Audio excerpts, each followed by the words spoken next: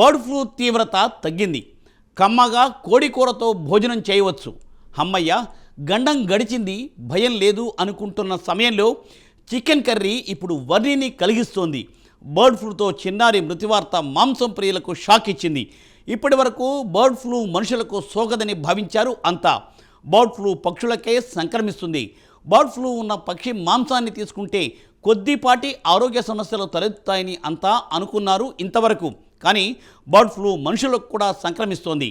మృతి చెందేంత తీవ్రత ఉంటుందన్న నిజం మాంసం ప్రియుల్లో తీవ్ర భయాందోళనలు రేకెత్తిస్తోంది. ముక్క లేనిదే ముద్ద దిగదు అన్న నానుడి నుండి మొక్క ఎత్తితే మృత్యు కవులకే అనంత భయం కలిగిస్తోంది. డీటెయిల్స్ ఈ స్టోరీలో.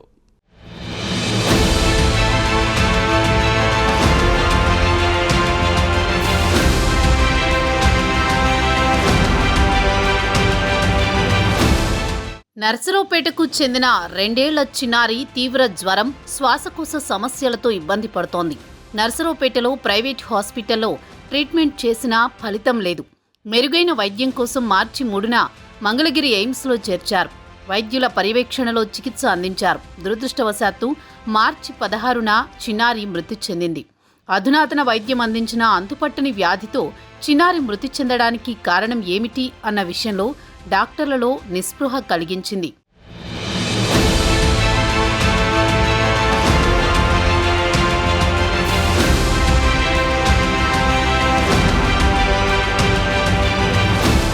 చిన్నారి నుంచి గతంలో సేకరించిన బ్లడ్ శాంపిల్స్ను పూణే వైరల్ ల్యాబ్కు పంపారు.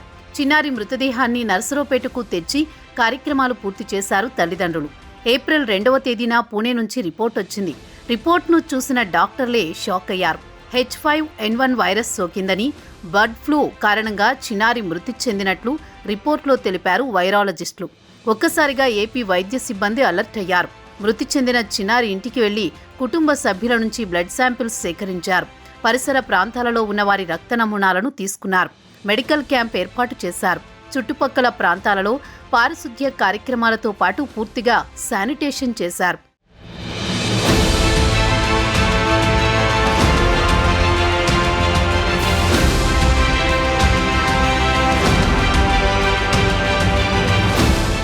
చిన్నారి బర్డ్ ఫ్లూ వ్యాధి బారిన పడడానికి కారణాలేమిటి అనే విషయంపై దృష్టి పెట్టారు.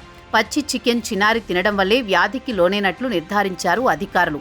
నర్సరావుపేటలో ఉన్న పౌల్ట్రీ ఫామ్లపై అధికారులు దృష్టి పెట్టారు. గత నెలలో బర్డ్ ఫ్లూ కారణంగా కోళ్ల ఫామ్స్ దెబ్బతిన్నాయి. ఇప్పుడిప్పుడే వ్యాపారం ఊపందుకుంది. అలాంటి టైంలో చిన్నారి మృతి చెందడంతో ఒక్కసారిగా ఈ వ్యాపారం కుదేలైంది.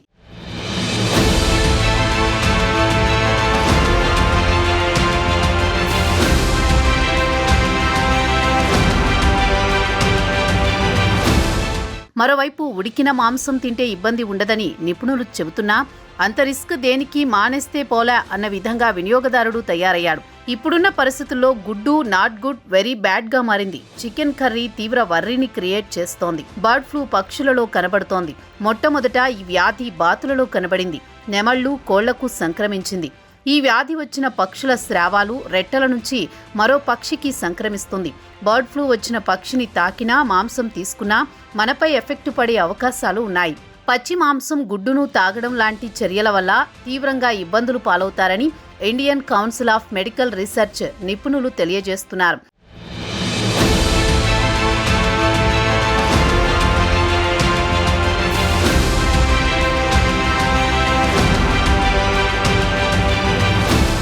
బర్డ్ ఫ్లూ వ్యాధి ఉన్న కోడి మాంసాన్ని తీసుకుంటే తీవ్రమైన జ్వరంతో పాటు శ్వాసకోశ ఇబ్బందులు తలెత్తుతాయి. అందరికీ ఈ సింప్టమ్స్ ఉండవు. వ్యక్తి శరీర తత్వం, యాంటీబాడీ సిస్టమ్స్ బట్టి ఎఫెక్ట్ ఉంటుంది. షుగర్, గుండె సంబంధ వ్యాధులు, కిడ్నీ వ్యాధులతో ఉండేవారు త్వరగా ఎఫెక్ట్ అవుతారని వైద్య నిపుణులు తెలియజేస్తున్నారు. దీంతో ప్రజలు భయాందోళనకు గురవుతున్నారు. ఎవరూ కూడా చికెన్ తినేందుకు ఇష్టపడడం లేదు. దీంతో కోళ్ల గిరాకీ భారీగా తగ్గింది. ఏపీలో ఇప్పటికే వేలాది కోళ్లు మృత్యువాత పడ్డాయి. బర్డ్ ఫ్లూ భయంతో తెలుగు రాష్ట్రాల్లో చికెన్ గుడ్ల ధరలు భారీగా తగ్గుముఖం పట్టాయి.